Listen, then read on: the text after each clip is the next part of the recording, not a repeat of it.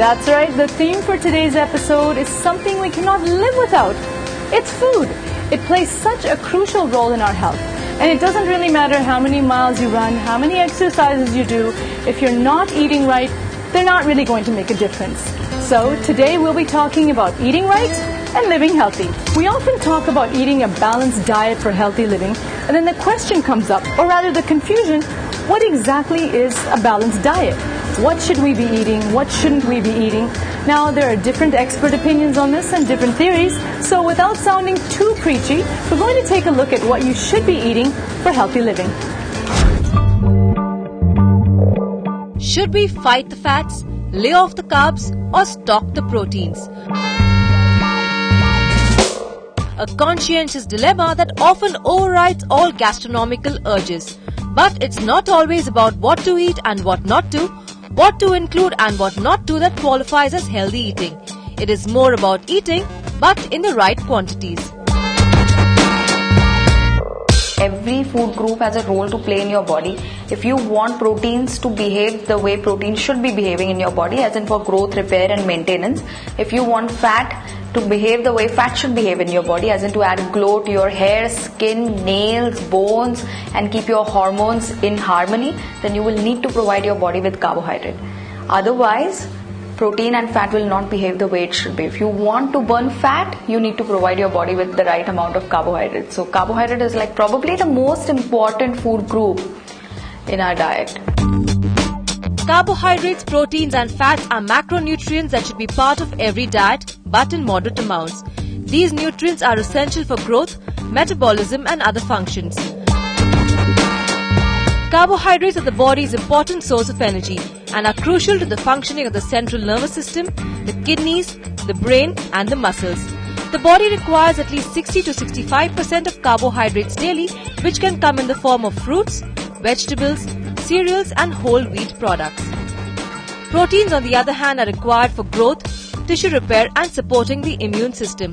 The body requires at least 15 to 20% of proteins daily, which can be supplied in the form of meat, milk and milk products and pulses.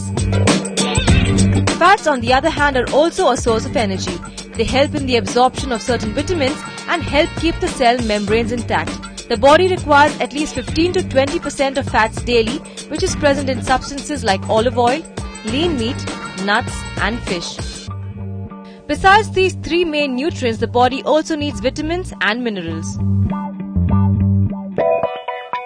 According to a revised food guide pyramid developed by the United States Department of Agriculture, the body's nutritional requirements are broken into 6 vertical colored stripes as against the earlier horizontal columns, where orange stands for grains, green stands for leafy vegetables, red for fruits, yellow for fats and oil, blue for milk and milk products, purple for meat, fish, beans and nuts.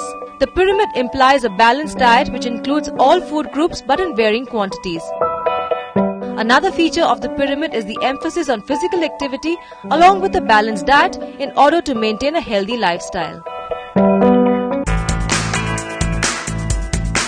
Kids should be given a healthy diet comprising more of proteins which is needed for their growth and development. This could be in the form of milk, pulses, meat in moderate amounts, vegetables and fruits. Also, children should not be encouraged to indulge in junk food. Too much of junk food impairs development, affects the kidney, liver, lungs and heart, affects concentration and memory, makes kids dull and lethargic, can lead to obesity. Instead, healthy substitutes like fruit chaat, bowl of sprouts, idlis, whole wheat sandwiches, vegetable soups, etc. should be encouraged instead. Women, on the other hand, are prone to problems such as loss of calcium, iron deficiency, excess fat, which manifests itself as age progresses. Women therefore should include a variety of food from the different food groups, reduce the intake of salt and sugar, avoid food high in cholesterol, reduce the intake of alcohol, eat small meals, drink lots of water through the day. Metabolic rates start to slow down once a person reaches 50s and the capacity to digest food is therefore reduced. Hence, at this age, the diet is restricted. But at the same time, it is important that adequate nourishment is provided to help combat problems which come with old age. One thing that the geriatric patients or the senior patients need to realize is the first thing is that the requirement normally tends to go down, because obviously they had a very busy lifestyle and now they're sitting at home, they're possibly retired and they're not doing the kind of work that they were doing, so the caloric requirement goes down. Secondly, their BMR drops, that is, their basal metabolic rate slows down a bit, so they don't tend to burn the kind of calories that they were earlier burning.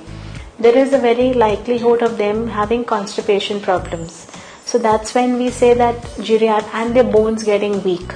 So calcium and fiber are two things that they really need to look after. Enough calcium to support them, so milk or paneer or cheese in one way or another, ragi that they can have, and fiber in terms of a lot of fruits and vegetables. We normally ask them to take some palak in at least one of the meals.